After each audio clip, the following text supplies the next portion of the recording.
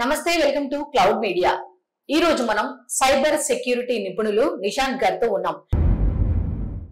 ఇప్పుడు ఈ social engineering లో మీ అనుభవంలో మీ దగ్గరకు వచ్చిన విచిత్రమైన కేసెస్ ఏమైనా ఉన్నాయా? ఒకటి చెప్పండి.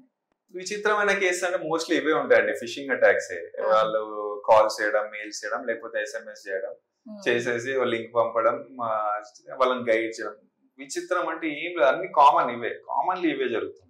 ఇందులో చెప్పాను కదా, విషింగ్ ఒకటి ఉంటుంది, ఫిషింగ్ ఒకటి ఉంటుంది, స్మిషింగ్ ఒకటి ఉంటుంది, బెయిటింగ్ ఒకటి ఉంటుంది, అండ్ పర్టైనింగ్ అంటే వాడు ఏం చేస్తాడు, నేను so government officer, IT officer, police officer, supreme court judge, high court judge అని చెప్పేసి కాల్ చేస్తాడు. కొందరు భయపడతారు కదా, ఇంత పెద్ద అఫీషియల్స్ కాల్ చేస్తున్నారంటే. సో వాడు ఎట్లా చెప్తే అట్లా వీళ్ళు ఫాలో అవుతారు.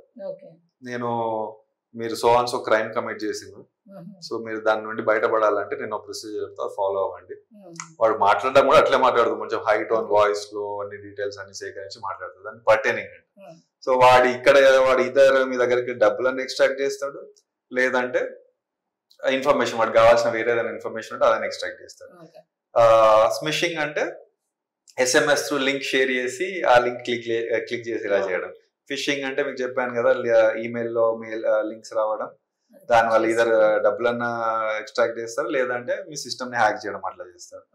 ఇంకొకటి బెయిటింగ్ అంటే ఏంటి, డిస్కౌంట్ ఆఫర్స్, లాటరీస్ వచ్చాయని అదని ఇదని చెప్పేసి మళ్ళీ అందులో కూడా లింక్ ఉంటుంది, క్లిక్ చేసి. దీనిలో రకరకాలు ఉంటాయి, డిఫరెంట్ టర్మినాలజీస్ ఉంటాయి, బట్ అన్నిట్లో ప్రాసెస్ మాత్రం కామన్.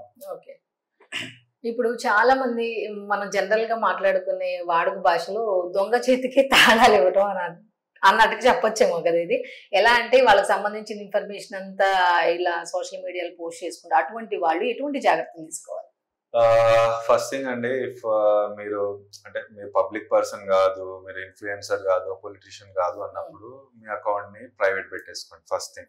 తర్వాత స్ట్రాంగ్ పాస్వర్డ్స్, ఇంతకుముందు చెప్పినట్టు alpha numeric plus special characters ఒకటి స్ట్రాంగ్ పాస్వర్డ్స్ పెట్టుకోండి. అండ్ పాస్వర్డ్స్ అండ్ OTPs ఎప్పుడు ఎవరితో షేర్ చేయకూడదు. అండ్ అందులో కూడా మీకు సోషల్ మీడియాలో ఫ్రెండ్ లిస్ట్ లో కావచ్చు, ఎవరైనా కావచ్చు, స్ట్రేంజర్స్ నుండి ఫ్రెండ్ రిక్వెస్ట్ వస్తే మేబీ ఓకే మీకు ఉండొచ్చు, కొంచెం నా సర్కిల్ పెంచుకోవాలి, నెట్వర్క్ పెంచుకోవాలి, సో మీరు ఫ్రెండ్ రిక్వెస్ట్ యాక్సెప్ట్ చేయొచ్చు తెలియని వాళ్ళు. కాకపోతే ఆ పర్సన్ జెన్యూనా కాదా అనేది కొంచెం వెరిఫై చేసుకోండి. కొంచెం ఏదైనా సస్పిషన్ ఉన్నా అన్ఫ్రెండ్ చేయండి. అండ్ అలాంటి అన్నోన్ పర్సన్స్ నుండి మెసేజెస్ లో ఏమన్నా లింక్స్ వస్తే క్లిక్ చేయకండి. So these are the basic and common process, common steps everybody has to follow. అది కాకుండా ఇంకొకటి, ఎంత వీలైతే అంత తక్కువ ఇన్ఫర్మేషన్ సోషల్ మీడియాలో షేర్ చేయండి. పిక్చర్సే కావచ్చు, లేకపోతే మీ బ్యాంక్ డీటెయిల్సే కావచ్చు. అండ్ ఈవెన్ బ్యాంక్ డీటెయిల్స్ అంటే కొంతమంది ఇప్పుడు వాట్సాప్ గ్రూప్స్ లో అక్కడ బ్యాంక్ డీటెయిల్స్ షేర్ చేయడం, ఆ గ్రూప్ లో ఎవరెవరో ఉంటారు, ఎంతమంది ఉంటారు, అలాంటి అక్కడ షేర్ చేసినా కూడా ఎక్స్పోజ్ అవుతాయి. So and Aadhaar card, pan ఇవి ఎప్పుడు కూడా పబ్లిక్ ప్లాట్ఫామ్స్ లో షేర్ చేయకూడదు ఎక్కడ కూడా. సో వీటితోటే ఏదున్నా కూడా ఆధార్, పాన్ ఉంది, మొబైల్ నంబర్ ఉంది అంటే వాడికి 60-70% ఆఫ్ ద యాక్సెస్ వచ్చినట్టే.